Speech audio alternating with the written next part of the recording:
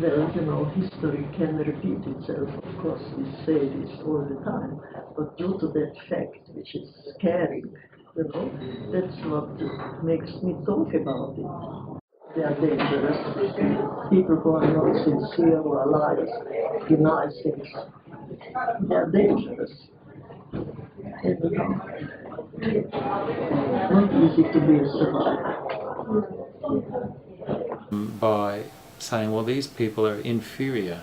Look at their colour, or look at their language. They denigrated people or dehumanised them sufficiently to justify a completely inhuman action against them.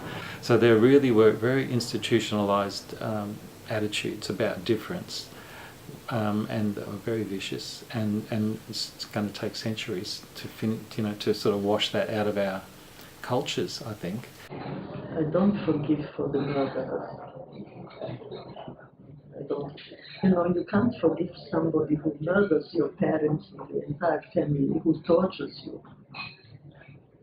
I'm not here to forget. I'm here to remember. I'm not here to forget because people tell me it's time to forget. And you do not forget. That's part of the history. Fear, I think, turns to anger, and when you're angry, you want to lash out. It's a very common thing, for example, there's levels of anti-Semitism in Japan, but there's not a Jewish community in Japan, and so when you have this fear of the other, it doesn't necessarily have to make any sense. There doesn't even necessarily have to be any truth in that. It's just a place to take your insecurities, your fears, and to place them. And if you put enough of them there, then that can lead to anger. And I think we all know anger can lead to some really ugly places. Diversity really enriches us all. Everyone brings something different to society, and I think, appreciating and working, together, I think we can really have a better world. It's always easy to, blame other people, and I don't think it's just a problem of today. I think it's always been a problem, the Jews or the Irish or the Chinese, and it's always, the other or, a different immigrant group.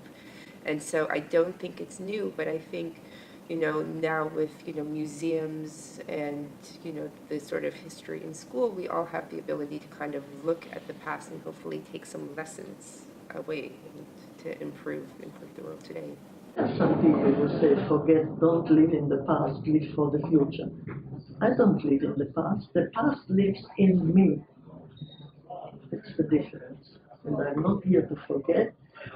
Believe me one thing, if somebody hurts you, it leaves a terrific impact. It gives me a little bit of maybe a push or power, to still talk, to let the young generation know what ugly times we had to survive through, and it wasn't human at all, and it wasn't created by God, it was manipulated by people and exercised by people.